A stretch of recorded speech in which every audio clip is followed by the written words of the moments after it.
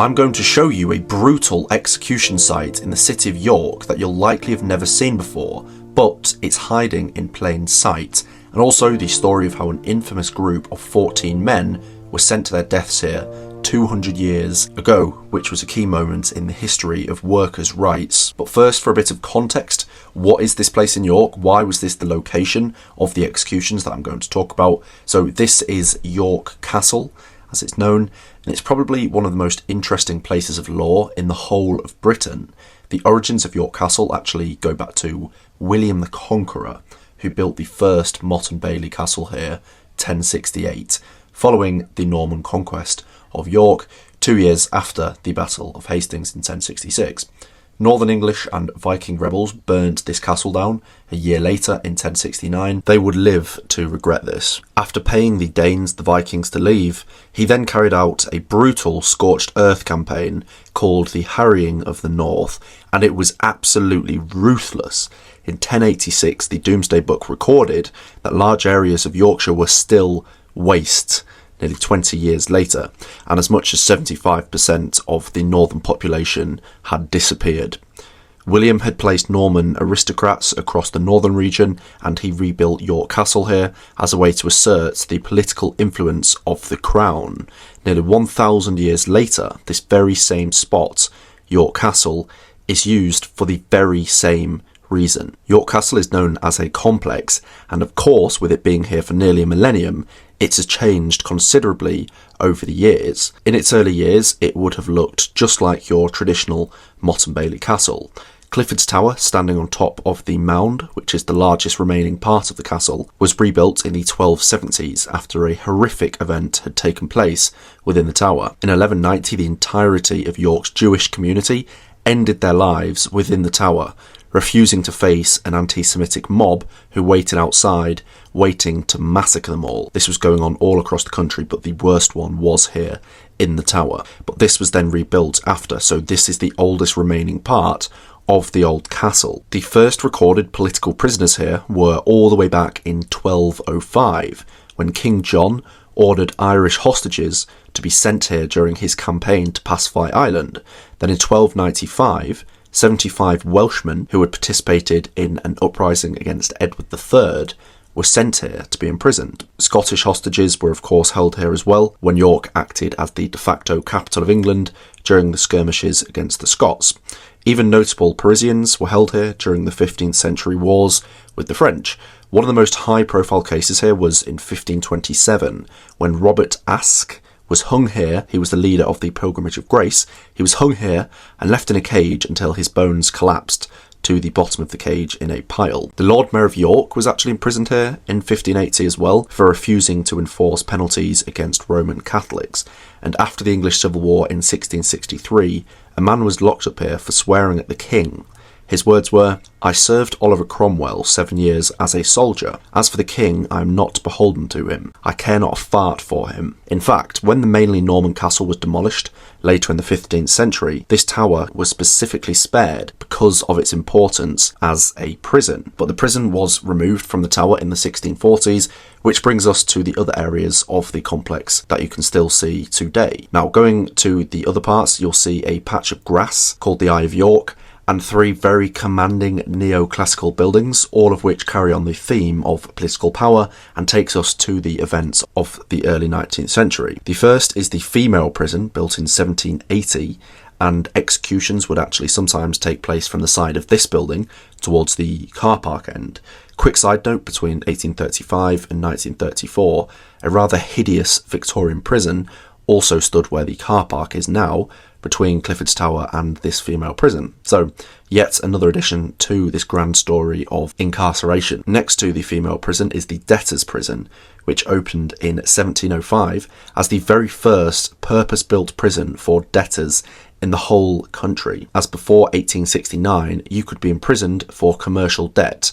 You weren't considered a criminal, but you could be held here by your creditor. But debtors generally weren't treated as bad as the imprisoned felons. And a while later, in another bizarre case of political imprisonment, going all the way to last century, during the First World War, German and Austrian-born Yorkshire residents were kept here, with many sleeping in tents on the grass outside because it was so packed inside. After the 1914 Aliens Restriction Act, there was a mass arrest of foreign waiters in hotels across Harrogate, coordinated by locals who owned cars, and they were driven and incarcerated here. The building is now home to York Castle Museum, but it was also used to house those who were awaiting trial and those who were convicted and waiting for execution, because from 1777 to this day, the last of the 3 buildings has served as York Crown Court, dealing with Yorkshire's criminal cases, which brings us to the 16th of January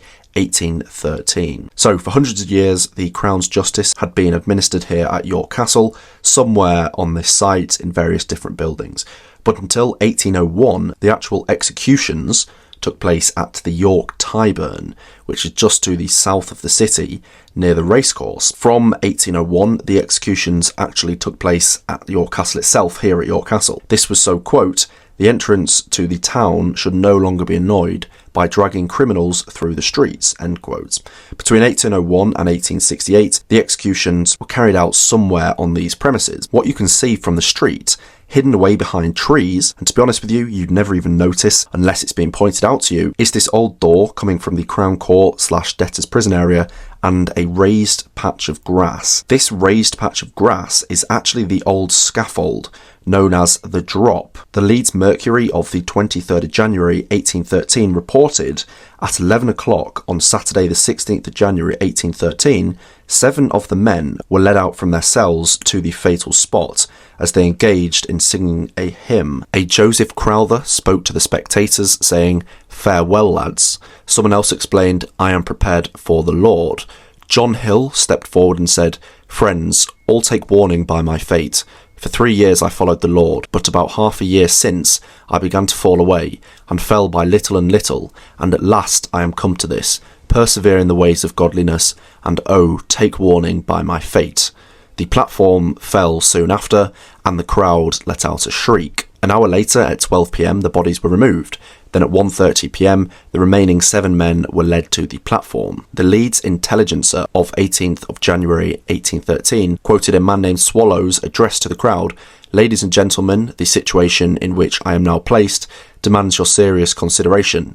Being led astray by wicked and unprincipled characters, I was seduced from paths of virtue and fell into that dreadful crime for which I am now going to suffer. I beg of you to take warning by my fate, and hope that God will grant you grace to live a life of sobriety and uprightness in order to prevent your being brought to that situation in which I am now placed." These men all sung the same prayer as the men before them. They were then sent to their deaths. 14 political prisoners were now dead, and 57 children had lost their fathers that day. But who were these men? Well, they were Luddites. A Luddite is broadly recognised as someone opposed to new technology, but they were a group of 19th century English mill workers who destroyed labour-saving machinery that they believed was threatening their jobs. It began in Nottingham and spread to Yorkshire and the North East between 1811 and 1816. On the 8th of January here, 5 days prior, before the 14 executions, 3 other men were executed for the murder of William Horsfall, a Marsden wool factory owner who once famously said he would ride up to his saddle girth in Luddite blood. One of these men was George Mellor, leader of the Marsden Luddites. It's actually believed by some that he was General Ludd of his time. The legendary man, Ned Ludd, General Ludd, Captain Ludd, the legendary man that gave his name to the movement. His life was ended on this spot a week before the group of 14, which was the largest ever execution of a Luddite group. The men were convicted for their role in the attack on Rawfold's Mill in Huddersfield, which was coordinated by George Mellor himself. On the night of April the 11th, the men had charged through the hills towards the mill, intent on destroying every piece of machinery they could get their hands on. The owner of the mill, a Mr. Cartwright, soon gathered his own force to defend his mill. The Luddites were battered, 2 of them were shot and killed, and the rest fled. This was to be the end of the Luddites.